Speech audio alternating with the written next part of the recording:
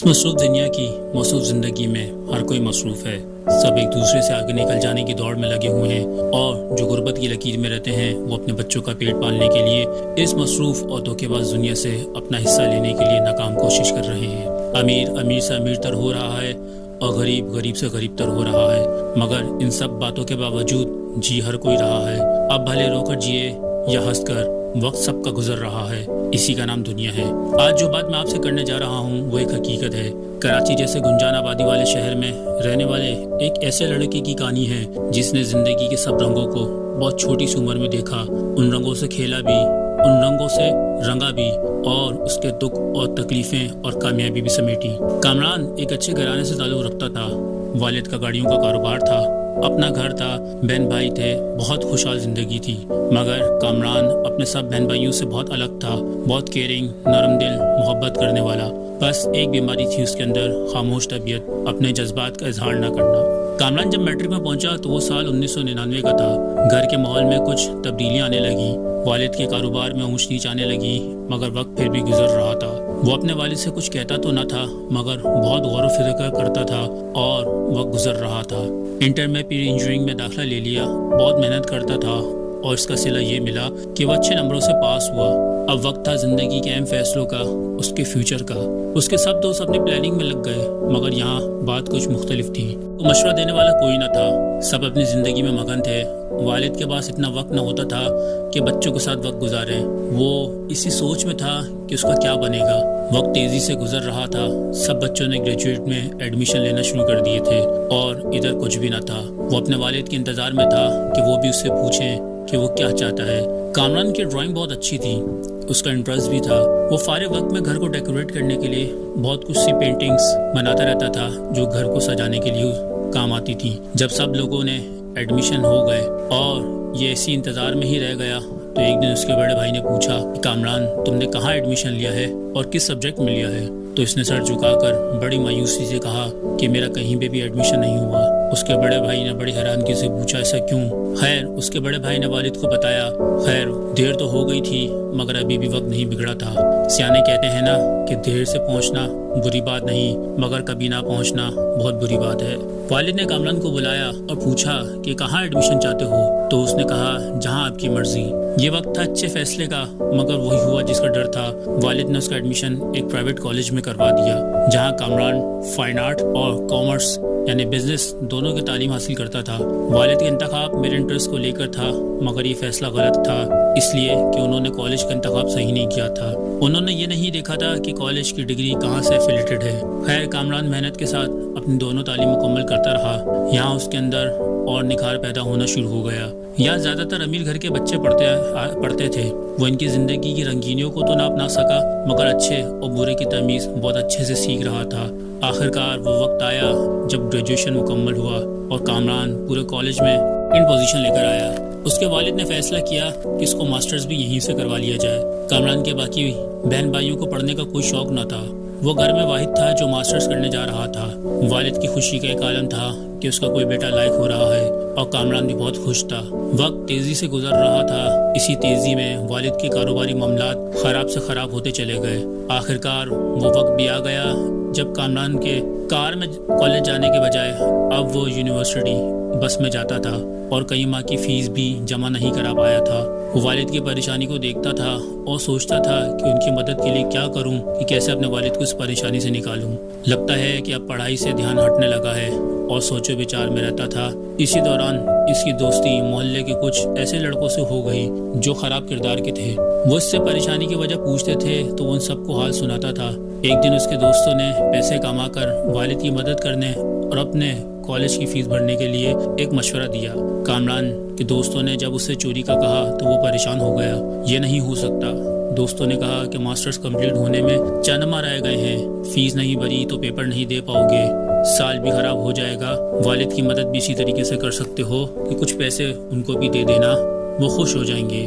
یہ بات سن کر کامران سوچ میں پڑ گیا. ایک طرف اس کو اپنے فیوچر اور والد کی مدد کا زور لگا رہی تھی، دوسری طرف غلط کام کرنے کی آواز زور لگا رہی تھی. وہ اسی شچ و پنج میں تھا کہ کیا کروں اور کیا نہ کروں. وہ روز دوستوں سے ملتا اور وہ روز اس کو ایک ہی بات پر اکساتے۔ آخرکار اس نے اپنے دماغ کو انکار کیا اور دل کی سن لی اور ان کا ساتھ دینے کا فیصلہ کیا۔ کامران پر امید ہو گیا تھا کہ وہ آنے والے انجام سے بے خبر خوابوں کی دنیا کے دریا میں غوطے لگا رہا تھا۔ کامران نے اپنے والد سے کہا کہ آپ فیس کی ٹینشن مت لیں، پرنسپل نے میری اچھی کارکردگی کی وجہ سے مجھے ریلیکسیشن دے دیا ہے، میں پیپر دوں گا اور فیس تھوڑی تھوڑی کر کے پے کرنی ہے، انتظام ہو گیا ہے۔ میں اپنے دوستوں کے ساتھ ٹیوشن اکیڈمی میں بچوں کو پڑھا رہا ہوں، فیس کا انتظام وہاں سے ہو جائے گا، آپ پریشان مت ہوں۔ اب وہ اپنے دوستوں کے ساتھ پلاننگ کرتا، اسے تو ان باتوں کا پتہ نہیں تھا۔ دوست اس کو کہتے تم بس ہمارے ساتھ چلو، ہم سب خود ہی کر لیں گے، تمہیں کچھ بھی نہیں کرنا، بس ہمارے ساتھ چلو۔ پیپر میں ایک ماہ رہ گئے تھے۔ آخرکار وہ رات بھی آ گئی جب اس پلان کو پائے تکمیل تک پہنچانا تھا جو اس کے دوستوں نے بنایا تھا۔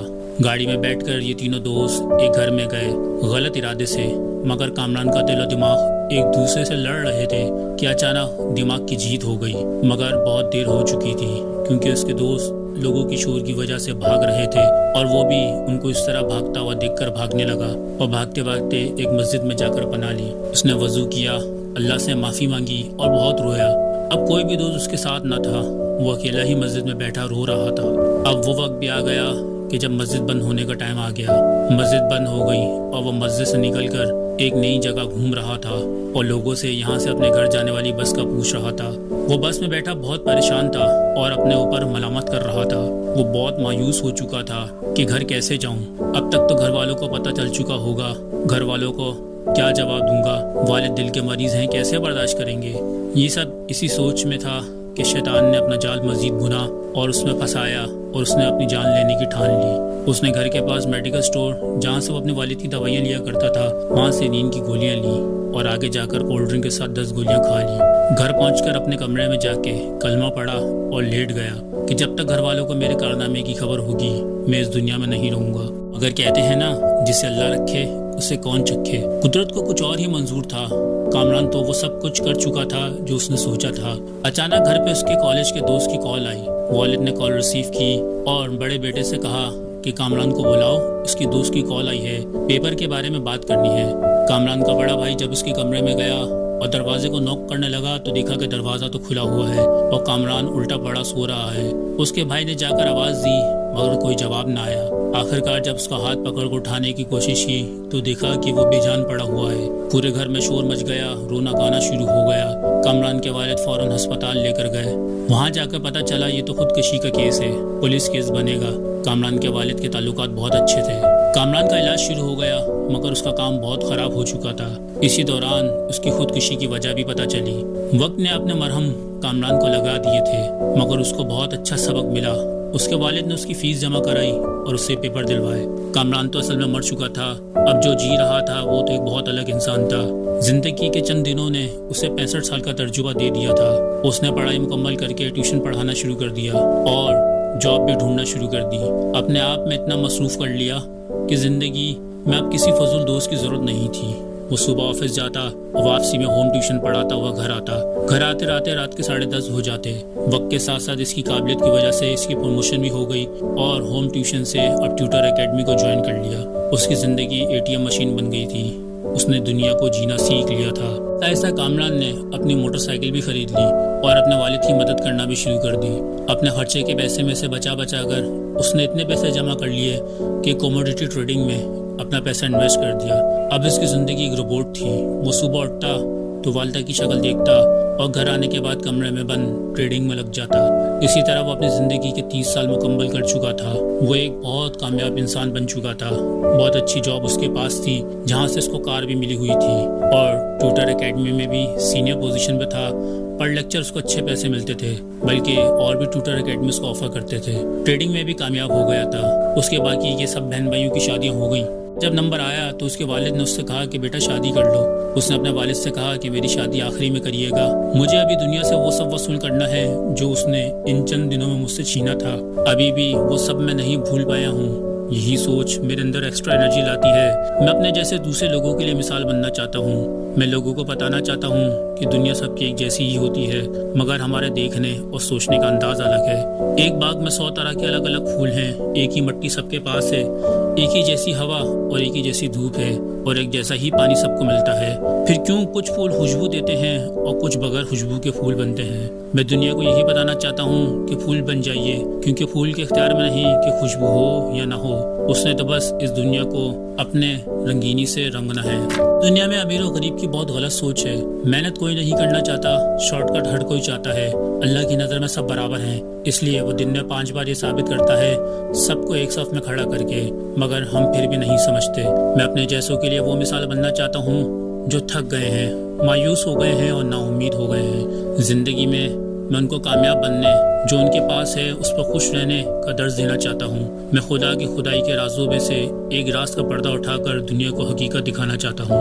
मंजिल को वही लोग पाते हैं जो उसको पा लेने की चाहत रखते हैं, वरना गधे का काम तो वजन ही उठाना होता है। मुझे उम्मीद है कि कामरान की आप बीती से आपको ज़िंदगी जीने की चाहत मिली होगी और बहुत से राजों से पर्दाफाश हुआ होगा। ऐसे बहुत से लोग हैं जिनको इस वीडियो की ज़रूरत है। बराए मेहरबानी सबके वीडियो शेयर करें। मिलते हैं इंशाल्लाह अगली वीडियो में, जब तक के लिए अल्लाह हाफिज़।